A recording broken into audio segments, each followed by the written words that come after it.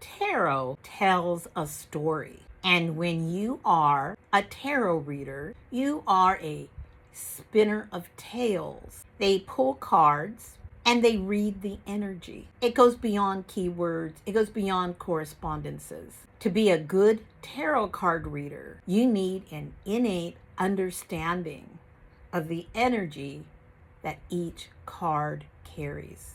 That's the most important thing. Everything else describes that energy. In Zen, we talk about the finger pointing to the moon. It's not the moon, it's the finger. So that's what those correspondences are somewhat.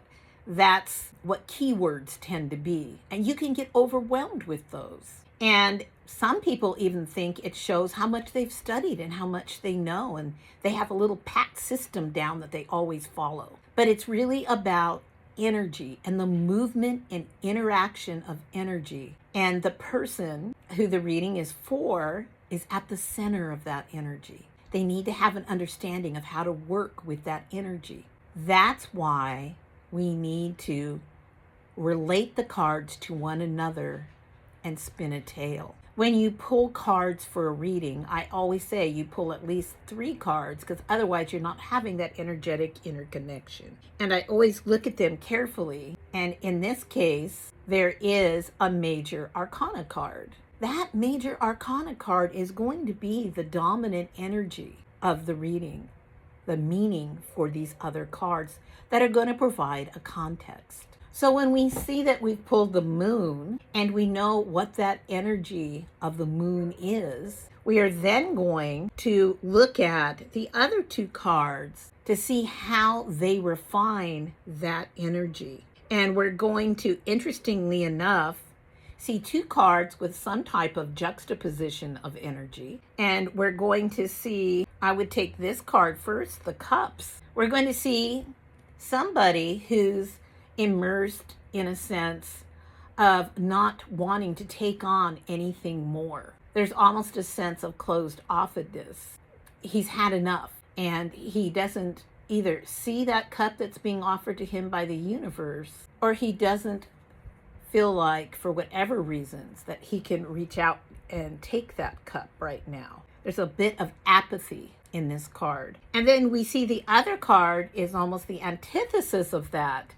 It's the Queen of Wands. And the Queen of Wands is the Witch of the Tarot, right? Fire, energy. She has a spiritual connection.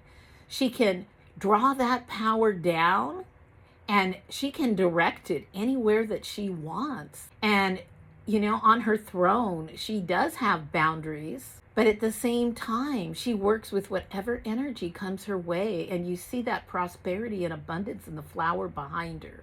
The little cat is all her psychic, magical kinds of connections. And so the story would revolve around, in a sense, how these 2 things affect this card. And I would say, since this is a more dominant, forward, strong kind of energy, this is going to be a reading about somebody who initially finds the things that are arising during his shadow work experience of the moon, of finding out that not everything is the way that he thought it was. He's going to need some time to deal with that. But once he has, he's going to come into his place of power because it's there and he just needs to awaken it. So you would spin a story depending on the context of the question asked, the person, the situation, around that type of thing, because the meaning is in the interaction of the different energies. Okay. And of course, the fire energy is very strong, very strong. And water is sure and it's slow and steady, and it is a cleansing of the emotions after a while he's immersed in this moon energy situation of learning things that were kept from him, of the bottom feeders crawling up to the top, and there being like an eclipse energy almost in this card. But eventually there is a path, and there's 2 pillars of balance that he will be led to hopefully arise and follow that path and walk away from that moon energy towards his next stage of growth. So anyway, that's just things that I would look at, and I just pulled these 3 cards randomly. It's a skill that you develop over time of understanding the energies of the cards. That is so much more important than keywords, so much more important than exact correspondences. You need to know keywords, you need to know correspondences, because they help you when you meditate and you experience the energy that each card offers. Their fingers pointing to the moon for you, but you need to realize there's more to the energy than those things. You can't just put a finger on it. So be a spinner of tales. Understand the energy and put them together in a coherent story of where this person's journey is probably taking them if this energy continues to flow the way that it is. And I don't see anything wrong with this particular energy flow. I would just warn the person probably not to get stuck.